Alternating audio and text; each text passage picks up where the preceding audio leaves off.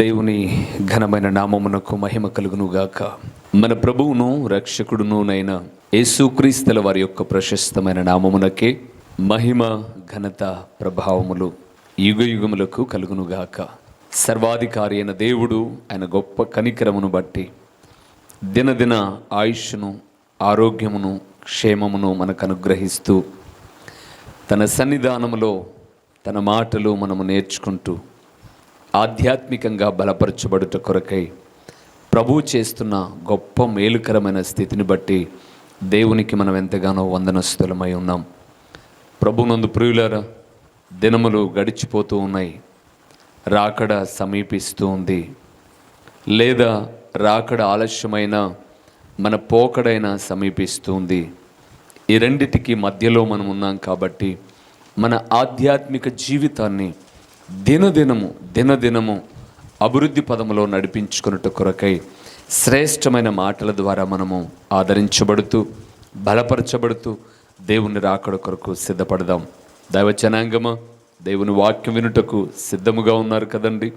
మీ అందరినీ ఒక దైవజనుడిగా మనస్ఫూర్తిగా, నాకన్నా పెద్దలు ఉన్నారు, నా తోటివారు ఉన్నారు, చిన్నలు ఉన్నారు, ప్రతి ఒక్కరిని కూడా దేవుని సేవకుడిగా, దేవుని వాక్యము ఎడల మీకున్న ఆసక్తిని బట్టి, మీరు ప్రేమిస్తున్న విధానమును బట్టి, వాక్యానికి మీరు ఎంతగానో ఆకర్షితులయ్యారు అని, వాక్యము మనల్ని బ్రతికించేదిగా ఉంది, వాక్యము మనల్ని నడిపించేదిగా ఉంది, వాక్యము మనల్ని సరిచేసేదిగా ఉంది. అట్టి వాక్యానికి మీరు ఎంతగానో ఇష్టపడుతూ ఆ వాక్యము మీద కట్టుకుంటున్న విధానమును బట్టి ఒక దేవుని సేవకుడిగా నిండు మనస్సుతో హృదయపూర్వకమైన వందనములు తెలియజేస్తున్నాను. ప్రియులారా, దేవుడు మిమ్మలను, మీ కుటుంబములను నిండారులుగా దీవించి భూమి మీద నివసిస్తూ ఉన్నప్పుడు ఏదో ఈ టీవీ ద్వారా మీరు నన్ను చూడగలుగుతూ ఉన్నారు, నా ముఖాన్ని చూడగలుగుతున్నారు, ఏది ఏమైనప్పటికీ అప్పుడప్పుడు ఫోన్ చేసి మాట్లాడుతూ ఉన్నారు. మిమ్మల్ని నేను చాలామందిని చూడలేదు, చాలామందిని ఏంటి ఎవరిని చూడలేదు. నాకు తెలిసి 2-3 కుటుంబాలు మరి ఈ వాక్యం ద్వారా నేను చూసిన వాళ్ళు తప్ప చాలామందిని నేను చూడలేదు. అయితే ప్రియులారా, ఈ భూమి మీద నివసిస్తున్న దినాల్లోనే ఎప్పుడో ఒకసారి మనం కలుసుకుంటాం, ఎక్కడో చుట్ట దేవుని కూడికలో. ఒకవేళ కలవకపోయినా మీరు, నేను దేవుని వాక్యానుసారంగా ఉండి ప్రభువుతో యుగయుగాలు ఉందామండి. అక్కడ నేను చెప్పడం మీరు వినడం, లేదా మీరేదో చెప్తే నేను తీసుకోవడం కాదు, కానీ ప్రభువే మనకు శాశ్వతమైన ఆనందాన్ని, ఎవ్వరూ తీసివేయనటువంటి సంతోషాన్ని, ఏడుపు, దుఃఖము, కన్నీరు లేనటువంటి ఒక ఉన్నతమైన చోటులో మనం అందరం ఉందాం. అక్కడ మన ప్రభు వారిని ముఖాన్ని చూసి ముద్దాడుదాం, ఆయన గాయాలను చూసి ముద్దాడుదాం. ఆ చేతులలో మన కొరకే ఆయన పొందినటువంటి కొట్టబడిన చీలల యొక్క గాయాలను, ప్రక్కలో బల్లెపు పోటును, ఆయన స్వరూపమును చూసేటటువంటి భాగ్యాన్ని మనం పొందుకుందాం. అంత మాత్రమే కాకుండా మనకన్నా ముందు ఉన్నతమైన సేవ చేసిన వాళ్ళందరినీ మనం కలుసుకుంటాం. ప్రియులారా, గొప్ప గొప్ప దైవ సేవ చేసినటువంటి భక్త్ సింగ్ గారిని కావచ్చు, సాధు సుందర్ సింగ్ గారిని కావచ్చు, లేకపోతే ఏసన గారిని కావచ్చు, దినకర్ణ గారిని కావచ్చు, ఎందరో మార్టిన్ లూథర్ గారు, గొప్ప గొప్ప సేవ చేసిన సేవకులను కొన్నిసార్లు మనం భూమి మీద చూసి కొన్నిసార్లు చూడలేక ఉండి ఉంటాం. కానీ వాళ్ళందరినీ మనం కలుసుకుంటాం. అక్కడ వాళ్ళందరితో మనం వెళ్ళి దేవాది దేవుని ఆరాధిస్తూ, ఓ ఈయన దేవుని కొరకు గొప్ప సేవ చేశాడు అని మనం చూద్దాం, ఆనందిద్దాం. మంచిది ప్రియులారా, ఈరోజు మనం ధ్యానం చేయబోతున్న అంశభాగం ఏంటి అని అంటే, దేవుని చేతిలో ఉన్న రాజదండము ఏమి చేస్తుంది? ఎవరి చేతిలో? దేవుని చేతిలో ఉన్న రాజదండము. మన దేవుడు, మన ప్రియ ప్రభుల వారు, రారాజైన యేసునాథుడు, మహారాజు. ప్రియులారా, రాజులకు రాజు, ప్రభువులకు ప్రభు అయి ఉన్నాడు. ఆయన చేతిలో తీర్పు తీర్చే సమయంలో ఒక దండం ఉంది. అదేంటి? బైబిల్ గ్రంథంలో మీరు చూస్తే మోషే గారి చేతిలో ఒక కర్ర ఉంది, అహరోను చేతిలో ఒక కర్ర ఉంది. అలాగే ఎస్తేరు గ్రంథానికి మీరు వెళ్తూ ఉన్నప్పుడు ఎస్తేరు రాజు పిలవకోకుండా వెళ్ళకూడదు. అయితే న్యాయ వ్యతిరేక్తమైనప్పటికీ తన జనుల రక్షణ నిమిత్తమై ఉపవాసం ఉండి రాజు దగ్గరికి వెళ్ళింది.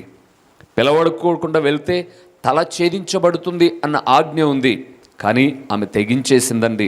ప్రాణం పోయినా పర్లేదు, నా జనులు రక్షించబడితే చాలు అని రాజు దగ్గరికి వెళ్తే ఎంత బాగుంటుందండి ఆ మాటలు. మీరు తర్వాత ఎస్తేరు గ్రంథంలోనికి వెళ్ళి చదువుకోగలిగితే, రాజు తన చేతిలో ఉన్నటువంటి అహష్వేరోషు రాజు తన చేతిలో ఉన్నటువంటి రాజదండాన్ని ఎస్తేరు వైపు చూపి, ఏం కావాలమ్మా నీకు, నా రాజ్యంలో సగము మట్టుకడుగు నీకు ఇస్తాను అని అన్నాడు. ఒక రాజే తన చేతిలో ఉన్న దండాన్ని చూపి, ఆ కర్రనో లేకపోతే ఆ విలువైనటువంటి ఆభరణమును చూపి, ఏం కావాలి చెప్పమ్మా, నా రాజ్యంలో సగము మట్టుకైనా నీకు ఇస్తాను అనంటే, మన ప్రభుల వారు తీర్పు తీర్చే సమయంలో ఆయన చేతిలో ఉన్న రాజదండం లేదా ఆయన చేతిలో ఉన్న కర్ర ఏదైనా కానివ్వండి, ఏం చేస్తుంది మనల్ని? రాకడకు ముందుగా మనం ఉన్నాం. ఈ విషయాలు మనం తెలుసుకొని ఆ విషయాల కొరకై ప్రార్థన చేద్దాం. రండి, మూల వాక్యాన్ని చదువుకొని ఒక ప్రాముఖ్యమైన ఒక 4 లేదా 5 విషయాలు మీతో నేను మాట్లాడుతాను ప్రియులారా. దేవుని చేతిలో ఉన్న రాజదండము ఏం చేస్తుందో చూద్దాం. కీర్తనల గ్రంథం 60వ కీర్తన 7వ వచనాన్ని ఒకసారి మనం చదువుకుందాం ప్రియులారా. పరిశుద్ధ బైబిల్ గ్రంథం నుంచి కీర్తనల గ్రంథం 60వ కీర్తన 7వ వచనాన్ని మనం చూస్తూ ఉన్నాం. గిలాదు నాది, మనష్షే నాది, ఎఫ్రాయిము నాకు శిరస్త్రాణము, యూదా నా రాజదండము. చూసారా, దేవుడు అంటున్నాడు యూదా నా రాజదండము అన్నాడు. దేవుని రాజదండాలలో ఒక దండం ఏంటో తెలుసా? యూదా అనగా అర్థమేంటి? స్తుతి అని. స్తుతించుటే ఆయన చేతిలో ఉన్న దండము ప్రియులారా. స్తుతించే బిడ్డలంటే ఆయనకు చాలా ఇష్టం. అందుకే ఎన్నో పర్యాయం నేను దైవ వాక్యము ద్వారా చెబుతూ వచ్చాను, స్తుతి ఉన్న చోట మృతి ఉండదండి. స్తుతి ఎక్కడైతే ఉంటుందో అక్కడ మృతి ఉండదు. అందుకే దేవుని ప్రియబిడ్డలముగా ప్రతిరోజు మనం లేచిన తర్వాత లేదా పడుకునే ముందుగా ఆయనను స్తుతించాలి ప్రియులారా. స్తుతించడము అనంటే పొగడమే. ఆయన పేర్లను మనము మన హృదయంలోనికి తెచ్చుకొని పొగడమే. మనం అలాగా పొగడలేమనే భక్తులు పాటలు రాశారు. యెహోవా నా బలమా, నా రక్షణ దుర్గమా, నా ఆశ్రయమా, నా కేడమా, నేను నిన్ను ప్రేమించుచున్నాను అంటాడు కీర్తన 18వ కీర్తనలో. అదే విషయాన్ని భక్తులు పాట రాశారు కదండి. యెహోవా నా బలమా, యథార్థమైనది నీ మార్గం, పరిపూర్ణమైనది నీ మార్గం. నిజమే ప్రియులారా, ఆయనను స్తుతిస్తూ ఉన్నప్పుడు ఆయన దండాన్ని ఉపయోగించి మనల్ని దీవించేవాడుగా ఉన్నాడు. ఏ రీతిగా ఆయన రాజదండము మనల్ని ఆదరిస్తుందో దేవుని వాక్యములో నుంచి కొన్ని విషయాలు చూద్దాం. రండి, మొదటి విషయంలోనికి వెళ్దాం. కీర్తనల గ్రంథం 23వ కీర్తన 4వ వచనాన్ని మనం చూస్తే, ఆయన చేతిలో ఉన్న రాజదండము ఏం చేస్తుందో 23వ కీర్తన 4వ వచనంలో మాట్లాడాడు భక్తుడు. చూద్దాం ప్రియులారా. గాఢాంధకారపు లోయలో నేను సంచరించినను, ఏ అపాయమునకు భయపడను. నీవు నాకు తోడయుందువు, నీ దుడ్డు కర్రయు నీ దండమును నన్ను ఆ మాట అండర్లైన్ చేసుకోండి ప్రియులారా. నీ దండమును నన్ను ఆదరించును. ప్రభు నందు ప్రియులారా, క్రైస్తవ లోకములో 23వ కీర్తన తెలియని వారు ఉంటారండి ఎవరైనా? ఎవ్వరు లేరు. ఏదో ఒక సందర్భంలో సండే స్కూల్ నుంచే ఈ కీర్తనను మనం కంఠస్థ చేసేసి ఉంటాం. మేమున్న చిన్న సంఘంలో చిన్నపిల్లలు మొదలుకొని పెద్దల వరకు ఈ కీర్తన ఎప్పుడైనా నేను చెప్పాను అంటే, అయ్యో బైబిల్ చూడకోకుండా చెప్పేస్తారండి. సరే, మంచిదే. కానీ ఇందులో ప్రాముఖ్యమైన విషయం ఏంటో తెలుసా? దేవుడు మన కాపరిగా ఉంటే, దేవుడు మనకు ఊపిరిగా ఉంటే, దేవుడు మన ముందు ఉంటే, ఆయన చెబుతున్నాడు, గాఢాంధకారపు లోయలో నేను సంచరించినను. అంధకారము వేరు, గాఢాంధకారము వేరు ప్రియులారా. నిజమే కదండి? చీకటి వేరు, కటిక చీకటి వేరు. ఆయన అంటున్నాడు, భక్తుడు కీర్తనకారుడు అంటున్నాడు, గాఢాంధకారపు లోయలో నేను సంచరించినను, ఏ అపాయానికి నేను భయపడను. ఎందుకో తెలుసా? నీవు నాకు తోడై ఉంటావు ప్రభువా. నీ చేతిలో ఉన్న దుడ్డు కర్ర అంటే మోషే గారి చేతిలో ఉన్న కర్ర రాతిని పగలగొట్టి నీళ్లు ఇవ్వగలిగింది, సముద్రాన్ని 2 పాయలుగా చేయగలిగితే, నా ప్రభు చేతిలో ఉన్నటువంటి రాజదండమట విశ్వాస జీవితాన్ని ఆదరిస్తుందట ప్రియులారా. ఏదండి ఆయన చేతిలో ఉన్న రాజదండం? ఆయన వాక్యమే. ఆ వాక్యము ఒక మనిషిని ఏం చేస్తుందో తెలుసా? యెషయా గ్రంథకర్తతో మాట్లాడుతున్నప్పుడు అంటాడు, ఒకని తల్లి వానిని ఆదరించున్నట్లు నేను మిమ్మలను ఆదరించెదను. ఎక్కడ? యెరూషలేములోనే మీరు ఆదరించబడుదురు. అంటే మనం అందరం ఇప్పుడు ఇజ్రాయెల్ దేశంలో ఉన్న యెరూషలేముకు వెళ్ళాలన్నా? కాదు ప్రియులారా. యెరూషలేము అనగా ఆత్మీయార్థముగా దేవుని సంఘమే యెరూషలేము.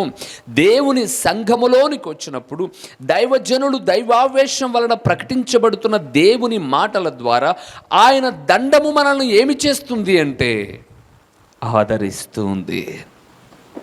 కొంతమంది తల్లులు అన్నారు ప్రియులారా, కోవిడ్ వచ్చినప్పుడు నాకు ఫోన్ చేశారు. వాళ్ళు కొన్ని వ్యాధులలో ఉన్నప్పుడు, బాధలలో ఉన్నప్పుడు, భర్తను పోగొట్టుకున్నప్పుడు, కుటుంబ సభ్యులను పోగొట్టుకున్నప్పుడు నాకు ఫోన్ చేశారు వాళ్ళు.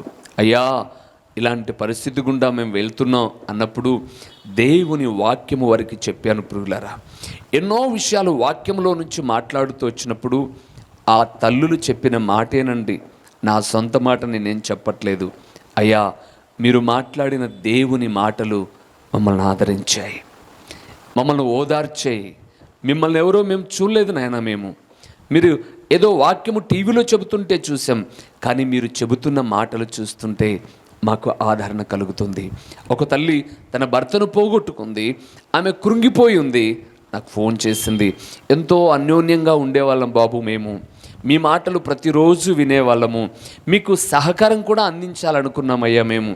ఈలోపే నా భర్త కరోనా వచ్చి చనిపోయాడు అని అంటే, అయ్యో నా కానుక ఇవ్వకుండా పోయాడమ్మా అని అనలేదండి నేను అన్నాను, తల్లి, ప్రభువునందు రక్షించబడిన వ్యక్తేనా నీ కుటుంబ యజమానుడు? అవునయ్యా, మేము ఒక మంచి సంఘానికి వెళ్ళేవారము, ప్రతి ఆదివారం ఆరాధనకు వెళ్ళేవారము, ప్రభు బలలో పాలు పొందేవాళ్ళము, సంఘములో బాధ్యతగా పనిచేసేవాళ్ళము, కానీ నా భర్త వెళ్ళిపోయాడయ్యా అన్నప్పుడు, ఎందుకమ్మా బాధపడుతున్నావు నువ్వు? ఎక్కడికి వెళ్ళిపోయాడు ఆయన? ప్రభు దగ్గరికే కదా వెళ్ళిపోయాడు, మనం కూడా రేపు అక్కడికే కదా వెళ్తాం, మరలా కలుసుకుంటాం తల్లి, బాధపడద్దమ్మా. దేవుడు మనకిచ్చినది ఒక మంచి మరుపు. ఎలాంటి వ్యక్తులను మనం కోల్పోయినా దినాలు గడుస్తూ ఉన్నప్పుడు పిల్లల్లోనో, మనవల్లోనో, మనవరాళ్ళలోనో, కుటుంబంలోనో, విశ్వాసుల్లోనో ఎవరినో ఒకరిని చూసుకుంటూ మనం మరిచిపోయి ఒక దినాన కలుస్తామన్న నిరీక్షణతో ఉంటాం కదమ్మా.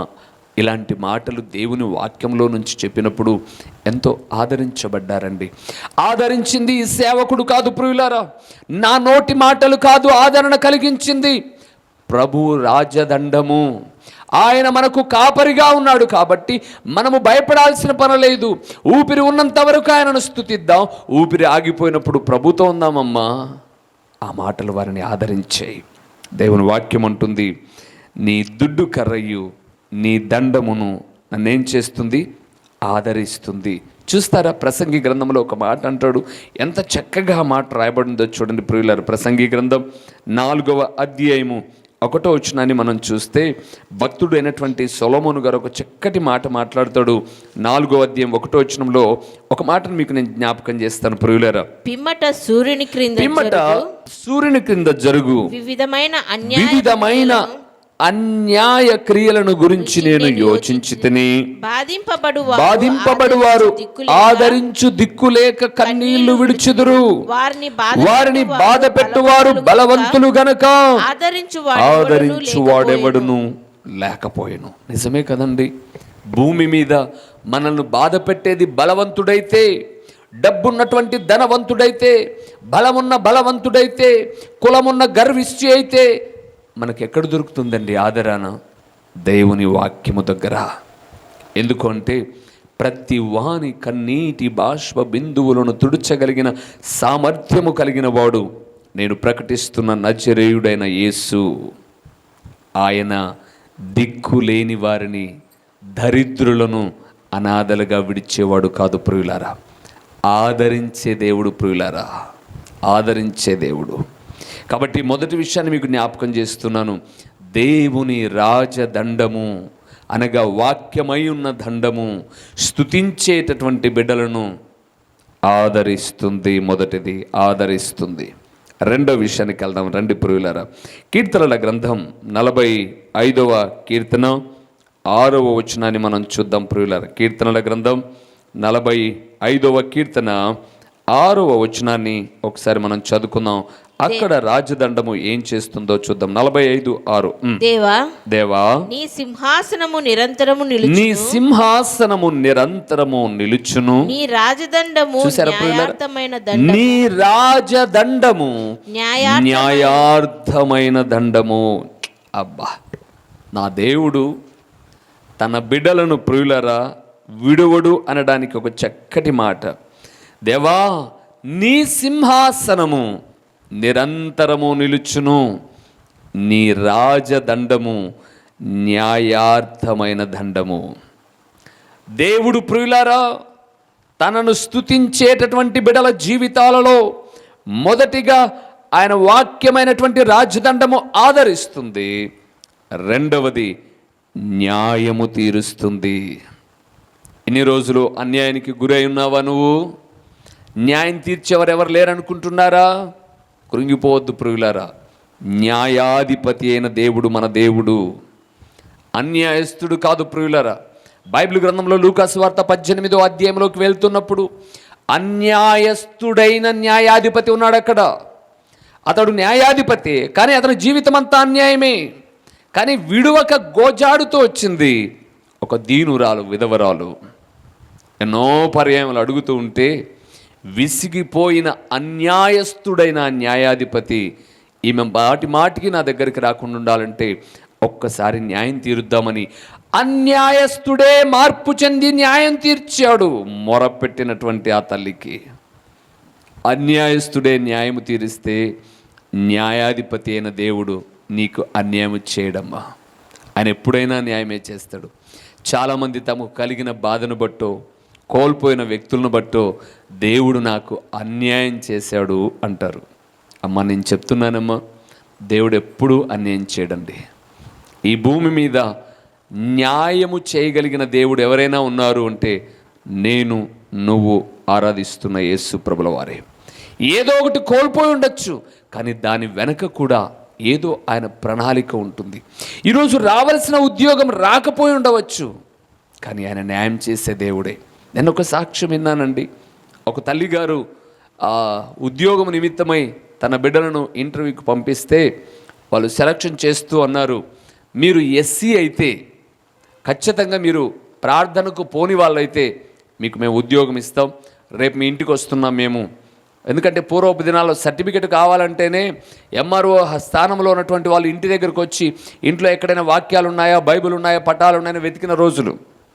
అలాంటి దినాల్లో ఆ తల్లి ఇంటికి వస్తే ఆమె భయపడిపోయి అయ్యో నా కూతురుకు ఉద్యోగం రాకుండా పోతే ఎలాగని చెప్పేసి పటాలను, అంటే దేవుని వాక్యముతో కూడిన ఆ ఫ్రేములను, బైబిల్ను అన్నీ తీసుకుని వెళ్ళేసి భద్రంగా వేరే చోట దాచిపెట్టేసి వచ్చింది. వాళ్ళు వచ్చారు, ఇల్లంతా చెక్ చేశారు. ఓకే అమ్మా, మీరు క్రైస్తవులు కాదు, మీ పేర్లతో సంబంధం లేకుండా మీరు ఎస్సీనేని మేము నమ్ముతున్నాం, మీకు ఉద్యోగం తప్పకుండా ఇస్తాం, రేపు వచ్చి మీరు జాయిన్ అవ్వండి అని అన్నారు. ఆ రాత్రి వారు ప్రార్థనా పరులు, ఒక చక్కటి మందిరానికి వెళ్ళేవాళ్ళు. ఆ రాత్రి ఆమె ప్రార్థన చేసుకుంటూ ఉంటే దేవుని వాక్యం పదే పదే గద్దిస్తుందట. ఏంటి, ఇన్ని రోజులు నేను పోషించాను కదమ్మా నిన్ను, భర్త లేకపోతే నీ పిల్లలు చదువుకునేటప్పుడు సహాయం చేశాను, ఈరోజు ఉద్యోగ స్థాయిలోకి వచ్చినప్పుడు నేను సహాయం చేయలేనా?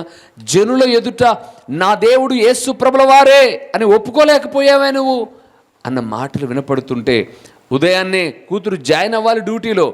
ఉదయాన్నే కూతురుతో పాటు ఈమె కూడా వెళ్ళిపోయి అయ్యా నిన్నటి దినాన మేము ఒక చిన్న పొరపాటు చేశామండి, మేము యేసు ప్రభుల వారిని నమ్ముకున్నాం, యేసు ప్రభుల వారిని మేము ఆరాధించే బిడ్డలం, మీరు వస్తున్నప్పుడు మేము వాక్యాలను బైబిల్ను అన్ని తీసేసాం, మేము మా మనసు ఎందుకో చాలా బాధగా ఉంది, కాబట్టి మేము బీసీసీగా ఉండడానికి ఇష్టపడుతున్నాం, అంటే మేము క్రైస్తవులం అని చెప్పడానికి సగర్వంగా ఇష్టపడుతున్నామంటే ఆ ఉద్యోగం ఇచ్చే వ్యక్తి అన్నాడు, అయిందేదో అయింది పోవమ్మా, విధవరాలు కూతురును చదివించుకోగలిగావు, మంచి గవర్నమెంట్ ఉద్యోగం 40,000 రూపాయలు జీతం వస్తుంటే నువ్వేంటమ్మా అలాగంటావు, ఇప్పుడు జరిగిందేదో అయిపోయింది, ఆల్రెడీ మేము వచ్చాము, ఎంక్వైరీ కూడా చేసాం, ఇప్పుడు నువ్వు వచ్చి చెప్పడం ఏంటంటే లేదయ్యా మాకు ఈ జాబ్ వద్దు, యేసు ప్రభుల వారినే మా దేవుడు కాదు అనబడేటువంటి జాబు మాకు అవసరం లేదు అని కరాఖండితంగా చెప్తే వాళ్ళు మాదేం పోయింది ఇంకొకరికి ఇస్తాం మేమని ఇంటి కొట్టి వాళ్ళని ఇంటికి పంపించారు.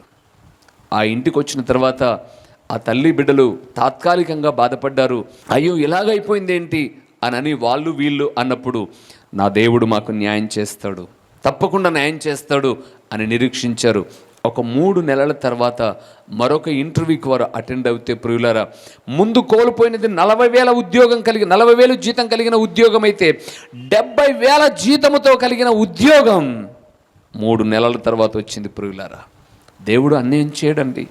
ఈరోజు నీ జీవితంలో ఏదో ఒకటి తీసేస్తున్నాడు, లేకపోతే ఏదో ఒకటి అనుమతి ఇచ్చాడు అని అంటే తర్వాత దేవుడు కలిగించే న్యాయం కూడా చాలా గొప్పది ప్రియులారా.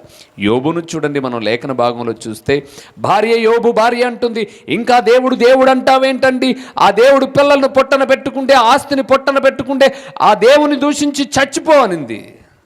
కానీ యోబు అంటున్నాడు, నేను మరణమగు వరకు యథార్థత వదలను, ఆయన నన్ను చంపినను నేను యథార్థత వదలను అన్నాడు. వదిలిపెట్టాడండి దేవుడు. ఆ దేవుడు ఏం చేశాడు? రాబోయే దినాలలో 2 ఆశీర్వాదం ప్రియులారా. యోబు గ్రంథం 42వ అధ్యాయాన్ని చదువుతున్నప్పుడు యోబుకు కలిగిన కుమార్తెలు కానీ, కలిగిన సంపద కానీ రెట్టింపు కలిగింది. న్యాయము చేసే దేవుడు నీ దేవుడు.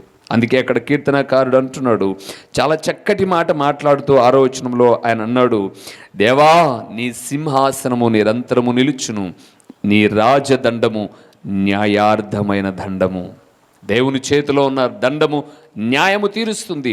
ఎస్తేరు తట్టు చూపినటువంటి అహష్వేరోషు యొక్క చేతిలో ఉన్న దండము ఎస్తేరుకు న్యాయము జరిగించింది. హామానును ఉరి తీయబడ్డారు, ఎస్తేరు జనాలను విడిపించాడు, న్యాయము చేశాడు. ఒక రాజే భూమి మీద ఉన్నటువంటి తన భార్య కొరకు అంత చేయగలిగితే వధువు సంఘమైనటువంటి నీ కోసం నా కొరకు మరి ఎక్కువ చేయగలిగిన న్యాయాధిపతి అయిన దేవుడు మనం ఆరాధిస్తున్న యేసు ప్రభుల వారు. అమ్మ, ఆయన చేతిలో ఉన్న రాజదండము న్యాయము చేస్తుంది. 3వది ఏం చేస్తుందో చూద్దామా? రండి ప్రియుల మాటను చూద్దాం. సంఖ్యాకాండానికి వెళ్దాం. 21వ అధ్యాయము, సంఖ్యాకాండము 21వ అధ్యాయము 18వ వచనాన్ని ఒక్కసారి మనం చదువుకుందాం ప్రియులారా. ఆయన చేతిలో ఉన్న దండము ఏ దండము? 21వ అధ్యాయము సంఖ్యాకాండం 18వ వచనాన్ని చదువుకుందాం. తమ అధికార దండముల చేతను, కర్రల చేతను జనుల అధికారులు దానిని త్రవ్విరి. చాలు ప్రియులారా, సందర్భం ఏదైనప్పటికీ దేవుని చేతిలో ఉన్న దండము అధికార దండము. ఈరోజు భూమి మీద ఎవరు పరిపాలించినా 5 ఏళ్ళు 10 ఏళ్ళు 15 ఏళ్ళు ఎంత మంచి పరిపాలకులైనా, ఇప్పుడు మనం చూస్తున్నాం కదండి, ఆ ఉత్తరప్రదేశాలలో కొన్ని ప్రదేశాల్లో ఉన్నటువంటి ఒక ముఖ్యమంత్రి గారు 30 సంవత్సరాలైనా, అంటే 5 పర్యాయం లేదా 6 పర్యాయములు ఆమె ముఖ్యమంత్రిగా ఉంటూ వస్తుంది. లేదా కేంద్రంలో 2 సంవత్సరాలు అంటే 2 పర్యాయములు ఒకే ప్రభుత్వం ఉంటుంది. ఆ ప్రభుత్వాలు స్థిరాలు కాదండి. 5 ఏళ్ళున్నా 10 ఏళ్ళున్నా 20 ఏళ్ళున్నా 30 ఏళ్ళున్నా ఎప్పటికైనా మార్పు అయితే కలుగుతుంది అక్కడ. కానీ నా దేవుని అధికార దండము శాశ్వతమైనది, దానికి పరిమితి లేదు ప్రియులారా. ఈరోజు మనము ఢిల్లీకి వెళ్ళి కేంద్రంలో ఉన్న ప్రభుత్వాన్ని చూస్తే ప్రధాని స్థానంలో ఒక వ్యక్తి ఉంటాడు. కానీ మరలా 5 ఏళ్ల తర్వాత ఎవరుంటారో మనకు చెప్పలేం, మనకు తెలియదు. కానీ యుగయుగాలు పరమందు ఆసీనుడై అధికారము చలాయిస్తున్న దేవుడు ఆరాధ్య దైవమైన యేసునాథుడే. అందుకే అడుగుతున్నాను ప్రియులారా, ఆయన చేతిలో ఉన్న దండము అధికార దండము. ఆయన అధికారానికి భయపడదామండి. ఈరోజు మనము ఒక అధికారికి మనం ఎంత భయపడుతున్నాం, ఒక అధికారం చేసేటటువంటి పార్టీకి ఎంత గౌరవిస్తున్నాం. మనం ప్రజల చేత ఎన్నుకోబడింది అని వారు ఏ రూల్ పెట్టినా దానికి ఒబే అవుతున్నాం. ఇంత బిల్లు కట్టమంటే కడుతున్నాం, ఇలాగ వెళ్ళమంటే వెళ్తున్నాం, ఏ చెప్తే దానికి అవుతున్నాం. మంచిదే, 5 ఏళ్ళు ఉన్న అధికారానికి అంత ప్రాధాన్యత ఇస్తే సర్వాధికారి అయిన దేవుడు, జీవమిచ్చిన దేవుని అధికారానికి ఎంత ప్రాధాన్యత ఇవ్వాలి? తప్పు చేసేటప్పుడు ఆయన చూస్తాడన్న భయం ఉండాలి కదండి. భయముతో, వణుకుతో, భక్తితో బ్రతకగలిగితే ఆయన అధికార దండం నిన్ను నన్ను ఆదరించి ధైర్యపరిచి ముందుకు నడిపిస్తుంది. చివరిగా ఒక దండాన్ని చెప్పి నేను ముగిస్తాను ప్రియులారా. రండి సామెతల గ్రంథానికి వెళ్దాం. పరిశుద్ధ బైబిల్ గ్రంథము నుంచి సామెతల గ్రంథం 22వ అధ్యాయము 15వ వచనాన్ని ఒక్కసారి మనం చదువుకొని అక్కడ ఉన్న ఒక దండాన్ని మనం చూసి వాక్యాన్ని ముగిద్దాం. 22వ అధ్యాయము 15వ వచనాన్ని చదువుకుంటూ ఉన్నాం. బాలుని హృదయములో మూఢత్వము స్వాభావికముగా పుట్టును. శిక్షాదండము దానిలో నుండి తోలివేయును. మరొక దండం ఏంటో తెలుసా? శిక్షాదండము.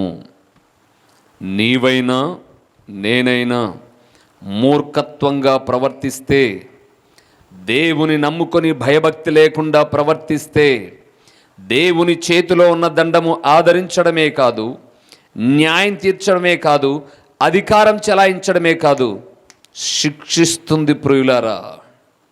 ఇంట్లో ఉన్న నాన్నో అమ్మో ఎన్ని పర్యాయములు చెప్పినా వినని పిల్లల మీద చెయ్యెత్తుతారు, బెత్తమెత్తుతారు, బెల్ట్ తీస్తారు.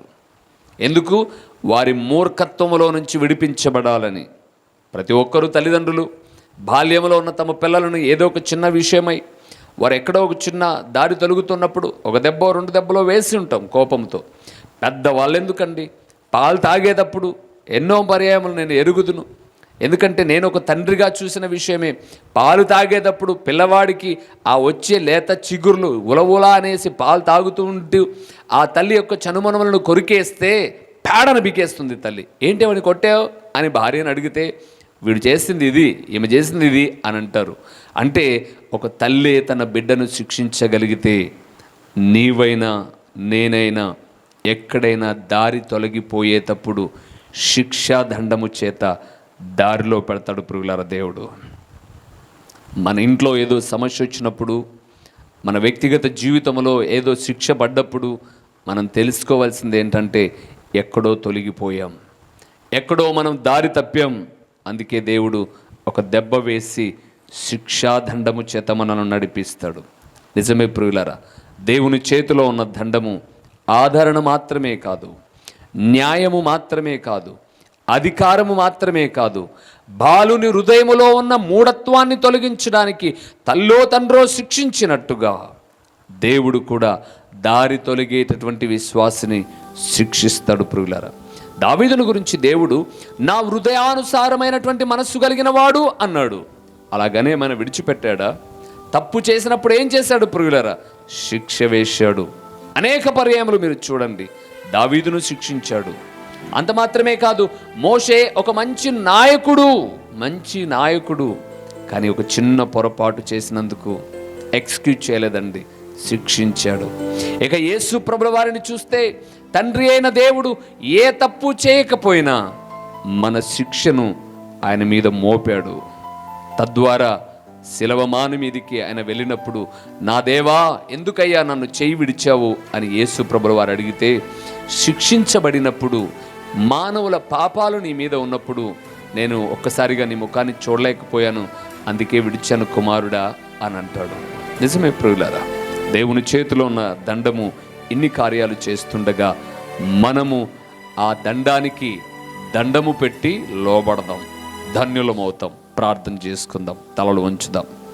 ప్రేమ కలిగిన దేవా, దయగలిగిన పరలోకపు తండ్రి, మీ ఘనమైన నామమునకు స్తోత్రములు చెల్లిస్తున్నాము నాయన.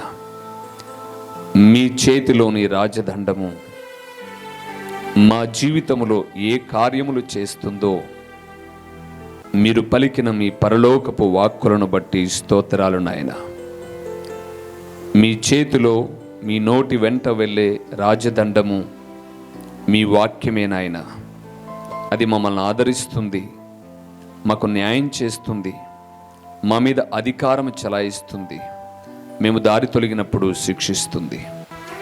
ఈ విషయాలను మేము గుర్తెరిగి మీకు లోబడి వినయ విధేయులమై మీ ఎదుట శిరము ఉంచి కరములు జోడించి మీకు లోబడే బిడ్డలుగా ఉండునట్లు సహాయం చేయండి.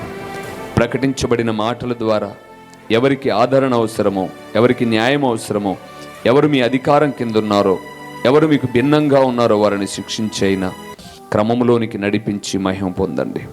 ప్రకటించబడిన మాటలు సారవంతమైన నేలను పడిన విత్తనము వలె 30దంతలుగా 60దంతలుగా 100అంతలుగా ఫలింపచేసి మీ ఘననామమునకి మహిమ ఘనత ప్రభావాలు మీరు కలుగు చేసుకోమని నిరంతరము స్తోత్రార్హుడైన దేవుడు అయిన మీకు స్తుతులు చెల్లించుకుంటూ యేసు నామములో అడిగి పొందియున్నాము తండ్రి. ఆమేన్. మా చిరునామా దైవజనులు బ్రదర్ ఓ రూబేన్ గారు, క్రీస్తు ప్రార్థనా మందిరం, డోర్ నెంబర్ 1-10-386, నగరిగుట్ట, పులివెందుల, కడప జిల్లా. మీ ప్రార్థనా అవసరాల కొరకై సెల్ నంబర్ 9989067409.